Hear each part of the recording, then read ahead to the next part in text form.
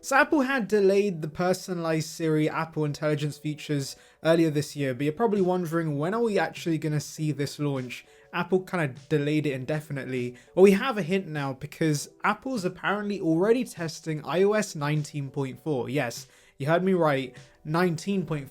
So that's an update coming out early next year in 2026. But it seems Apple software engineers are already testing this version of iOS, and so that probably points towards an early 2026 release for those new Siri features. This would line up with what leakers have told us. They believe that we're not going to see these features until 2026, and iOS 19.4 should launch in the spring of next year.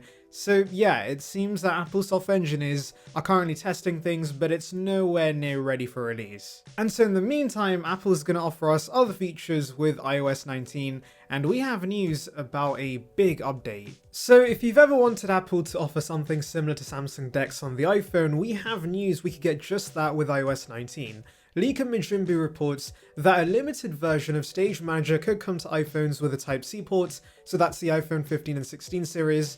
Right now, plugging your iPhone into an external display gives you access to a basic form of screen mirroring. Basically, what you see on the iPhone is projected onto the monitor, and so even a cut down version of Stage Manager would be a big upgrade. And I know some might say, what is the point of this? Well, for those who might want to get work done, plugging your iPhone into a monitor and quickly getting access to a desktop-like experience would be clutch. And if you are only using a Mac or iPad for basic computing, this feature could replace those devices. Actually, hypothetically, since the M-series chipsets are just beefier iPhone chips, Apple could just let the iPhone run macOS when plugged into a monitor, but obviously they still want to sell Macs, and so we're getting this in-between option with Stage Manager. But if this turns out to be true, this could be a big upgrade over the current screen mirroring interface. Moving to iPadOS 19, however, Leaker Majumbu reports that all iPads could get a menu bar similar to macOS when using the Magic Keyboard. That's the top portion of your Mac that gives you access to quick toggles for the UI and the application you're currently using. Mark Gurman had actually told us Apple's aim this year was to make iPadOS more like macOS, and then said there'll be three main changes: improved productivity, improved multitasking, and improved app window management,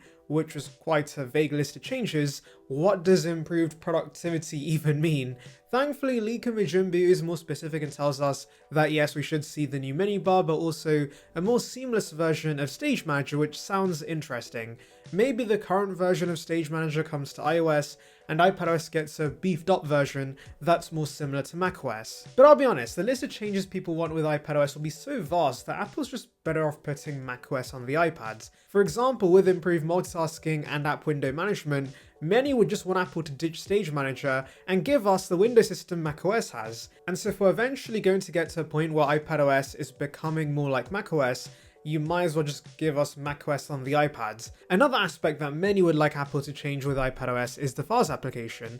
It's not great, and so adding Finder that macOS has to the iPad would be great, which is again another reason it would be easier to just chuck macOS on this. I know not everyone uses their iPad as a laptop replacement, and so Apple could make this an option where you could dual boot iPadOS and macOS. And so yeah, why waste engineering resources by making iPadOS 19 more like macOS instead of just giving us macOS on the iPads? Also, to be honest, we hear such rumors every single year about iPadOS becoming like macOS. It feels like ever since M1 we've been waiting for Apple to do something with all this power, but they've been slow to give us new software features. And so I would keep expectations low, guys. iPadOS is already getting a design overhaul, which I'll delve later into, and so I wouldn't be surprised if functionally it's not very different. But if Apple does want to give us more meaningful changes and wants to make iPadOS more like macOS, then just give us macOS on the iPad. You know what else would be meaningful? Clicking that subscribe button, of course. It's free and would bring you the latest about Apple right to the subscription box, so please consider it.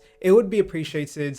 Join the saranbyte gang now. Anyway, let's now talk about the redesign coming to iOS 19 and by extension iPadOS 19, because we have new renders that show us the UI overhaul to expect. So earlier, John Pross had showed us a redesigned camera UI, the new lock screen where the notifications are more translucent, and there's a more 3D floating look for the toggles, settings and pop-up with a more glassy aesthetic, imitating Vision OS, and a redesigned keyboard where it almost creates this illusion of it floating. But I'll be honest, I was still expecting more, and thankfully John Prosser now shares more renders that show us more drastic visual changes. And namely, we see circular icons in these new renders, which have been taken directly from Vision OS, John Pross had actually first told us in the builds he saw he couldn't see evidence of rounder icons. However, it seems Apple's hiding this element because in current builds, if you long press on a square core icon, it then becomes rounder after a brief animation.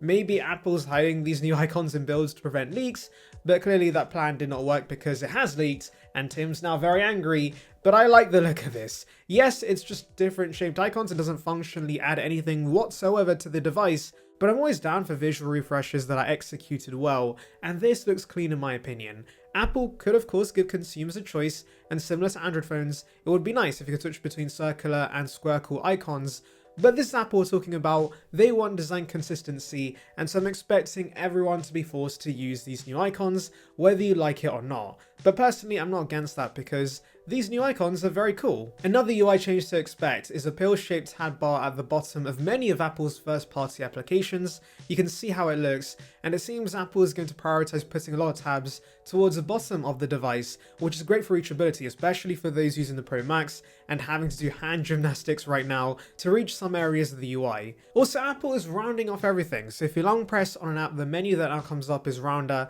There's new sliders for volume and brightness in the control center, and the settings application now has slimmer toggles. There's also this subtle lighting effect to some elements to help create this glass-like appearance. So for example, the flashlight and camera controls on the lock screen shimmer as you move your iPhone, which sounds pretty cool. So overall, I actually love this. Yes, I'm an Apple sheep who's quite easily impressed by new fancy icons, but iOS has looked the same for a while, and so I'm glad to see a visual overhaul that will make your iPhone feel fresh. And I know some may argue that we don't need a redesign to iOS, we need stability. In fact, I have a feeling Apple's giving us this major overhaul to distract us from the fact Apple Intelligence Siri features have been delayed, and honestly it's a good distraction because whilst AI features in iOS may eventually get useful, they certainly aren't a must-have feature right now, whereas design changes to the UI is something you would appreciate every single day as long as it has been executed well.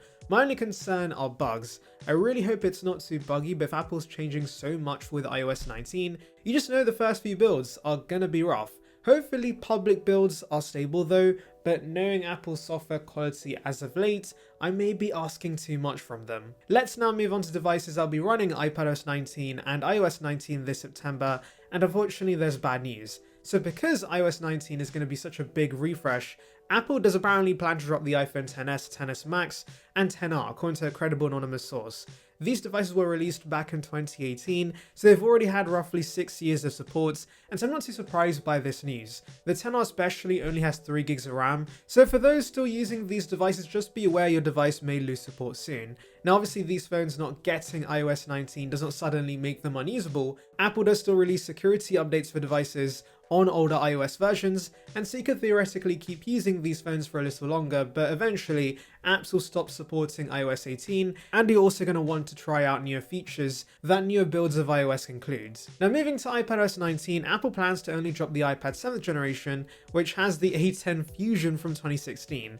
That is a crazy old chipset, but what's funny is that the iPad 8 generation, which has the A12 that Apple's dropping from the iPhone range, is still going to be supported. This has already happened in the past because the iPhone 7, which had the A10, did not get iOS 16, whereas the iPad 7 with the same A10 got iPadOS 16, iPadOS 17, and iPadOS 18. So it seems Apple's just happy supporting these iPads for longer because they did launch a couple of years after these iPhones. Does that mean theoretically the iPhone XR and XS could run iOS 19 if the iPad 8 generation is getting iPadOS 19?